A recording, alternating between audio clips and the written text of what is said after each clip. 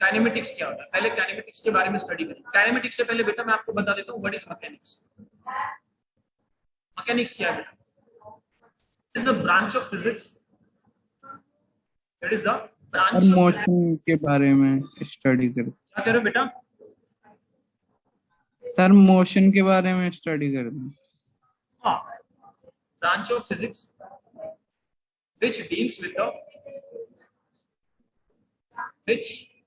with the study of motion of an object, right? Study of motion of an object, and that subject is called mechanics. Now mechanics के भी बेटा बहुत सारे part हैं, ठीक है? अब mechanics के भी 3 टाइप्स होते हैं बेटा, 3 सब टाइप्स ऑफ mechanics। और वो 3 सब टाइप्स कौन कौन से बेटा?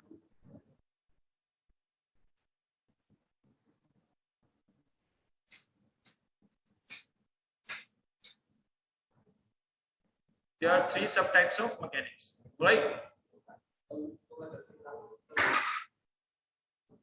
So number 1 is statics. So what is statics? नाम से पता चल रहा है, statics means state. State का मतलब क्या होता है बेटा? Rest. This is the branch of mechanics. बच्चे लेट आ रहे हो बहुत ज्यादा। Branch of mechanics which deals with the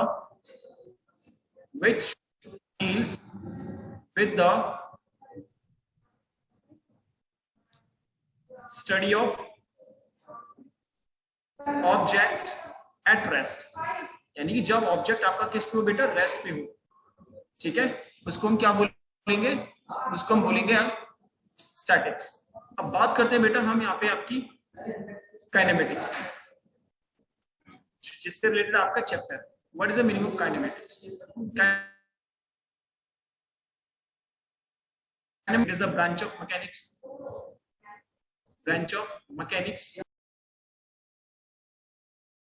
but आपको ये नहीं पता कि वो मोशन में क्यों आ रहा है। ओके,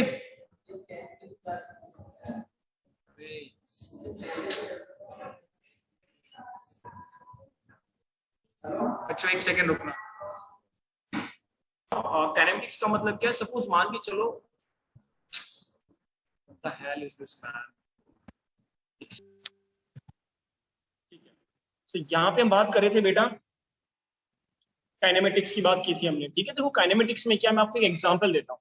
मान के चलो आप क्लास के बाहर खड़े हो और किसी ने आपके फ्रेंड को क्लास में से धक्का दे दिया और वो दरवाजे के बाहर जाके गिरा, तो यानी कि इसका मतलब क्या? आपको ये तो पता है कि भैया वो मोशन में आया, उसे धक्का मिला, लेकिन ये नहीं पता वो क्यों आया, कैसे आया, किसने उसे धक्का दिया, ये सारे रीजंस आपको नहीं पता। आपको ये पता है वो बाहर गिरा है, बट ये नहीं पता वो किस वजह से गिरा, यानी कि आपको उसका कॉज नहीं पता कि वो मोशन में क्यों आया। So that comes into the kinematics, समझ में आ रही बात? ठीक है, ओके। अब बात करते हैं बेटा, एक थर्ड पार्ट होता है बच्चे डायनेमिक्स का। डायनेमिक्स क्या होता है बेटा? डायनेमिक्स में क्या होता है? Study of motion of an object, when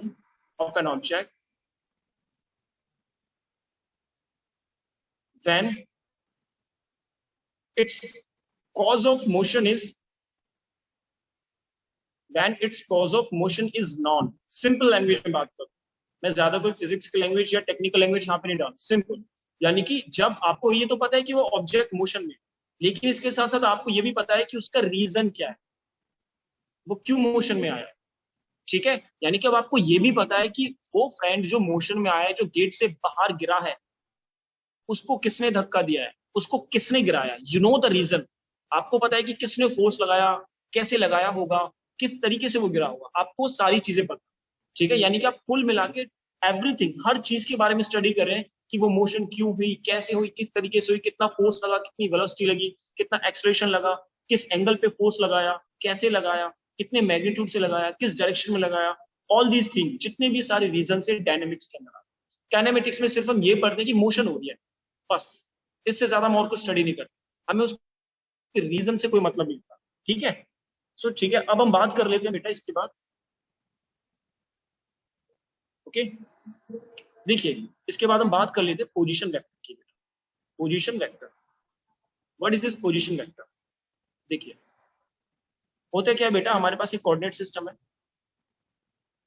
इसको मैंने x बोल दिया बेटा, and that is called y। मान के चलिए मेरे यहाँ पे कोई पार्टिकल है ए पॉइंट, तो बेटा इसके अगर मैं बात करूं x एक्सिस की तो ये इतना दूर है, अगर बात करें y एक्सिस की तो ये इतना कवर कर रहा है y एक्सिस। तो इसके बेटा कोऑर्डिनेट क्या होंगे, x कॉमा y। इतनी बात समझ में आ रही है? This is the origin O. अब देखिए ओरिजिन से इस पार्टिकल का डिस्टेंस कितना होगा, सपोज r। अब देखो यहाँ पे मैंने एरो क्यों लगाया, क्योंकि एरो ये बता रही है कि बेटा वो किस डायरेक्शन में है, वो किस में बेटा, डायरेक्शन में। तो एरो का मतलब यही है, इसका मतलब इस r ने पोजीशन तो बताया और साथ के साथ क्या बताया बेटा, डायरेक्शन भी बताया। इसलिए हम इसको क्या बोलेंगे बेटा, इस r वेक्टर को position vector. So what is it's definition? Position vector is the distance of particle या distance of object from origin O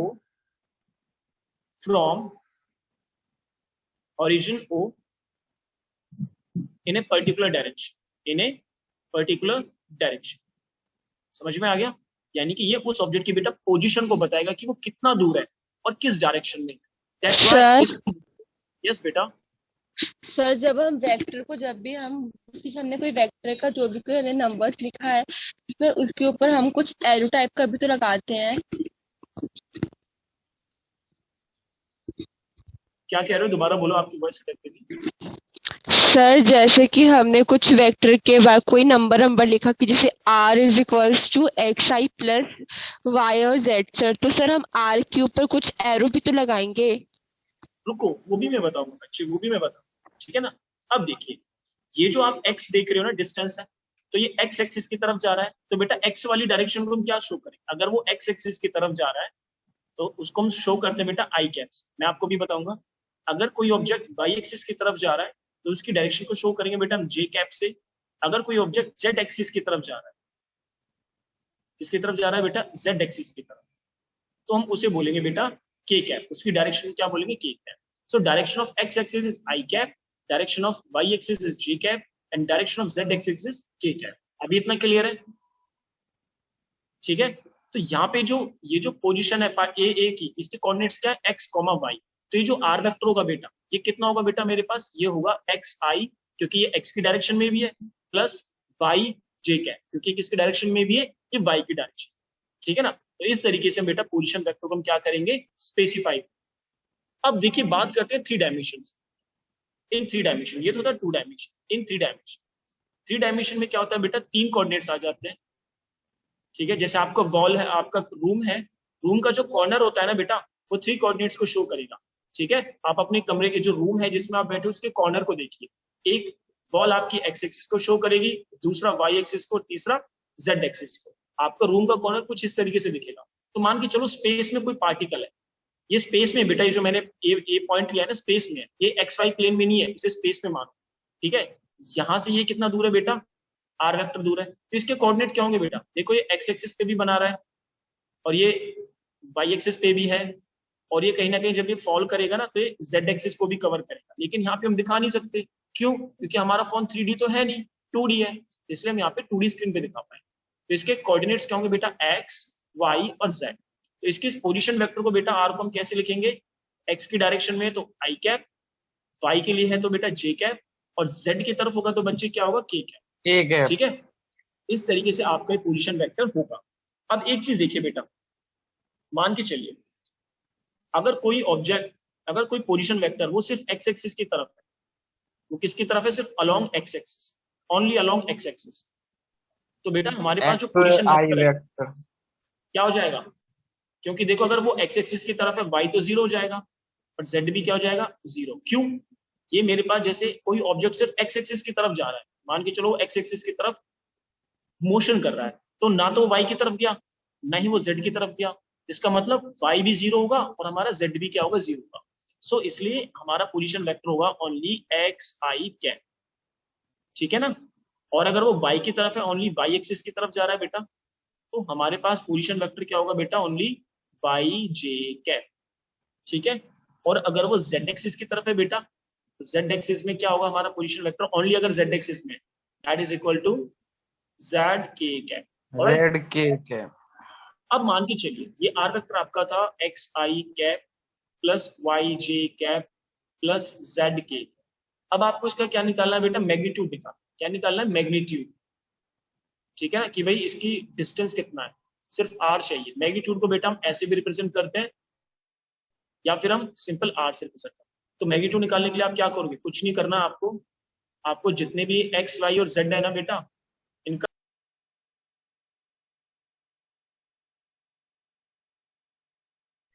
sir mute हो गया है आपका।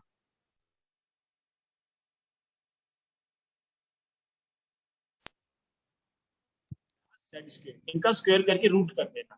ठीक है। आई थिंक ये आपने 10th क्लास में भी पढ़ा होगा, डिस्टेंस फॉर्मूला जब आपने कैलकुलेट किया होगा। ऑलराइट। सो इस तरीके से आप मैग्नीट्यूड उसका निकाल सकते। नहीं पता तो अब आप बता दो। अब बात करते हैं बेटा डिस्प्लेसमेंट की। डिस्प्लेसमेंट, डिस्टेंस की बात कर लेते हैं। What is the meaning of distance. Distance का मतलब क्या है, मान के चलो आप ए पॉइंट पे, आप यहां से घूम फिर के ऐसे कहीं से भी आप बी पॉइंट पे पहुंच गए। ठीक है, ये आपका पाथ था ए से बी की तरफ जाने का। ओके। फिर आपने क्या किया, आप ए पॉइंट पे थे, लेकिन उसी बी पॉइंट तक पहुंचने में आप बेटा ऐसे घूम फिर के चले गए। ठीक है। तो बेटा देखो, बताओ डिस्टेंस किसमें ज्यादा कवर हुआ है, ऊपर वाले डायग्राम में, नीचे वाले डायग्राम में।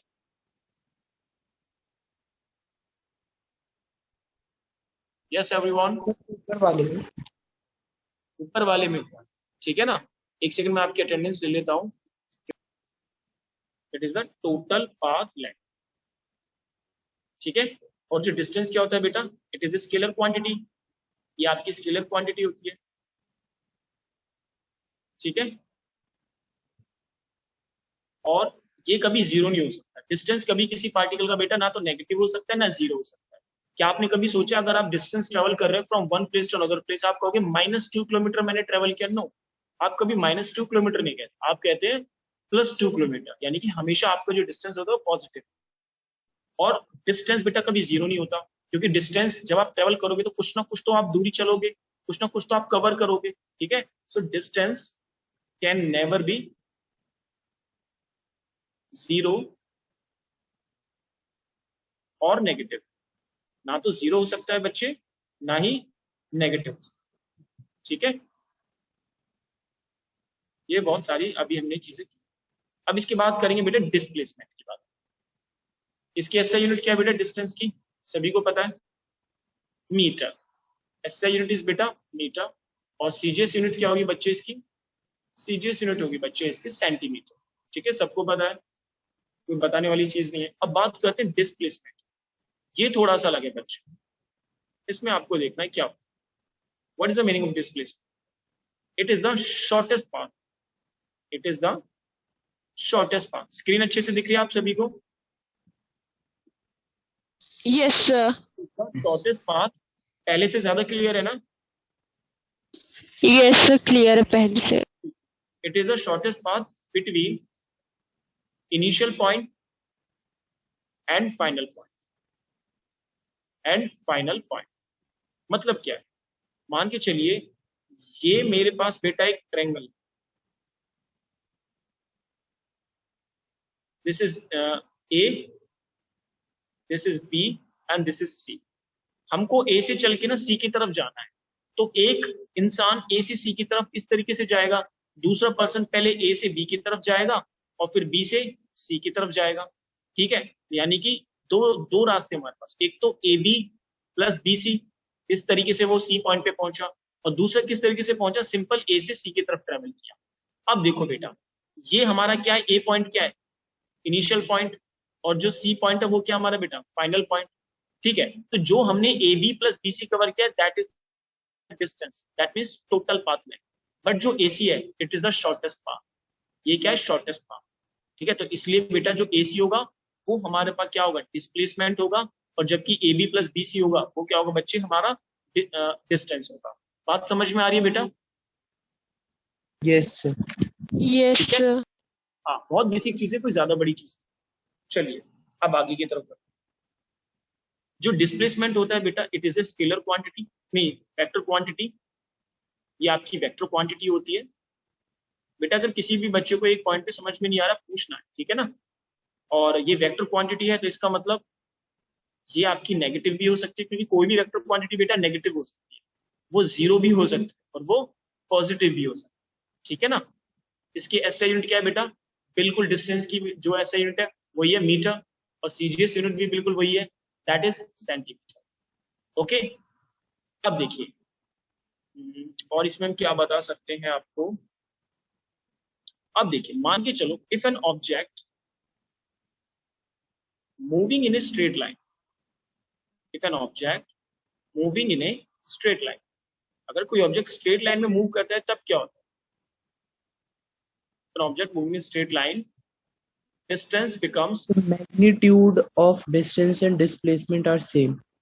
distance becomes equal to displacement। बहुत अच्छे, या फिर distance and displacement are same in straight line motion, आप ये भी कह सकते हैं, ठीक है ना। तो सबका अपना अपना तरीका है, आप खुद अपनी लैंग्वेज सेट कर सकते हैं, it's all up to you, ठीक है ना। सपोज मान के चलिए कोई ए पॉइंट है बेटा, ए पॉइंट से कोई object straight line motion cover की और वो बी पॉइंट पे गया, तो यहाँ पे जो ए बी है वो डिस्टेंस भी है और साथ के साथ बेटा वो क्या है, ए बी डिस्प्लेसमेंट, ठीक है ना। ए बी क्या डिस्प्लेसमेंट, यहाँ पे दोनों इक्वल है। स्ट्रेट लाइन मोशन में डिस्टेंस और डिस्प्लेसमेंट बेटा इक्वल होते हैं। अब इक्वल होने का मतलब क्या है, इक्वल होने का मतलब क्या है, ये क्या हुआ, अटक कैसे गया। इक्वल होने का मतलब